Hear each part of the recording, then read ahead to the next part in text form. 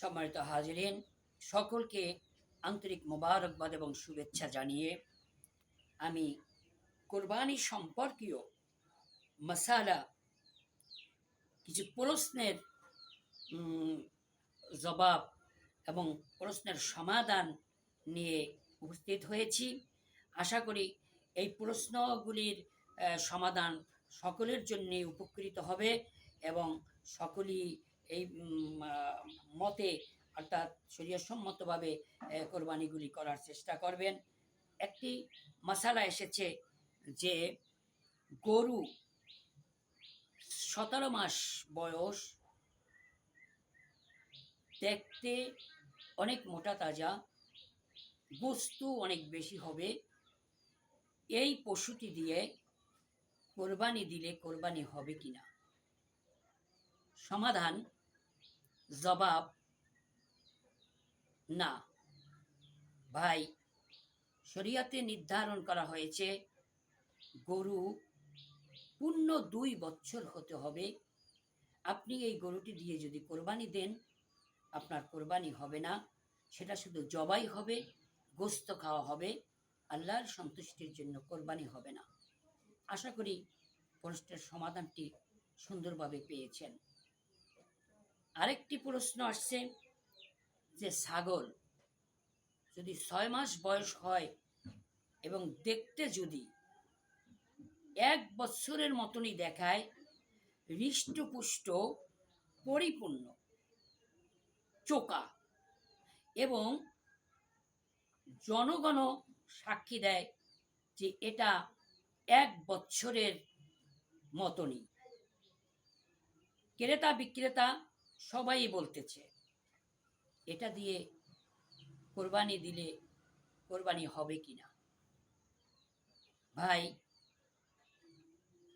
ছাগলের ক্ষেত্রে 1 বছরের কম হলে, পূর্ণ 1 বছর না হলে ওই ছাগল দিয়ে, ওই বকরি দিয়ে কোরবানি করলে কোরবানি হবে না।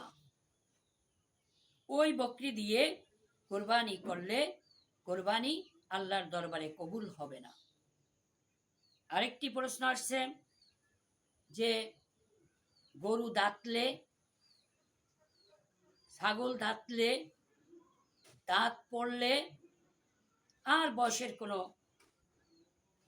সময়ের দরকার নেই, এইভাবে যারা বিক্রেতা দালালের মাধ্যমে বা লোকের মাধ্যমে বিক্রয় করতে আসে এবং ক্রয় করতে যায়, তাদের এই 2টা দাঁতছে, 5টা দাঁতছে, এইভাবে যদি দাঁতে, তাহলে সেই প্রাণী দিয়ে যদি পূর্ণ 1 বছর নাও হয় ছাগলের ক্ষেত্রে, গরুর ক্ষেত্রে পূর্ণ বয়সও যদি না হয়, কোরবানি দেওয়া জায়েজ হবে কিনা, কোরবানি হবে কিনা? এখানে জবাব হলো যে কেউ যদি কোনো দালালের ফক্করে পড়ে, কেউ যদি ক্রেতা বিক্রেতা উভয়ের সমর্থন দেয় যে এখানে দাঁতলে আর কোনো সমস্যা নেই, এর দ্বারা কোরবানি হয়ে যায়, এটা নিছক কোনো শরীয়তের সঠিক যুক্তিপূর্ণ মাসালা নয়। শরীয়তের সম্পূর্ণ যে মাসালা, এটা নির্ধারণ করা হয়েছে বয়সের সাথে, বছরের সাথে। এখানে দাঁতুক বা না দাঁতুক, দাঁত পড়ুক প্রাণীর অর্থাৎ পশুর আর না পড়ুক, যদি তার 1 বছর হয়, ওই 1 বছর পূর্ণ হলে দাঁত না পড়ল, গরুর দাঁত না পড়ল, ছাগলের দাঁত না পড়ল, এর দ্বারা কোরবানি হয়ে যাবে।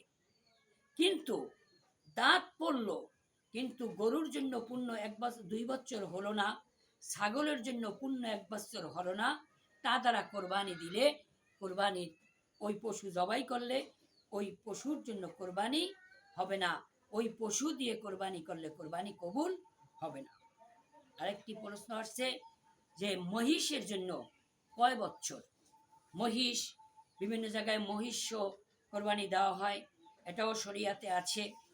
ছাগল, গরু, মহিষ, উট, দুম্বা, ভেড়া এগুলি দিয়ে কোরবানি দেওয়ার শরিয়াতে সম্মতি দেওয়া হয়েছে। এখন মহিষ দিয়ে কোরবানি দিলে কোরবানি হবে, এবং মহিষও তার পূর্ণ 2 বছর বয়স হতে হবে। পূর্ণ 2 বছর যদি না হয় তাহলে মহিষ দিয়ে কোরবানি দিলে কোরবানি হবে না। এখন আরেকটা মাসালা, যে কোরবানির এই শিক্ষাটা কি? আমার কাছে প্রশ্ন আসছে, কোরবানির শিক্ষা কি? কোরবানির শিক্ষা হলো একমাত্র আল্লাহ রব্বুল আলমিনের কাছে আত্মসমর্পণ, আল্লাহ রব্বুল আলমিনের নৈকট্য, আল্লাহর জন্য উৎসর্গ, এই উদ্দেশ্যই হলো কোরবানি। আর এর থেকে শিক্ষা হলো আমরা যে কোনো কাজে, যুদ্ধক্ষেত্রে হোক, আমাদের মানুষের উপকারের দিক থেকে হোক, আমাদের ইসলামিক জীবন জিন্দেগি পরিচালনার ক্ষেত্রে হোক, আমাদেরকে সম্পূর্ণ আল্লাহ রব্বুল আলমিনের কাছে আমাদের মস্তক অবনত থাকতে হবে, আত্মসমর্পণ করতে হবে। এবং এর মধ্য দিয়ে আমরা যদি চলতে পারি তাহলে আমাদের জীবন হবে সফল, আমরা হতে পারবো পরহেজগার এবং মুত্তাকি।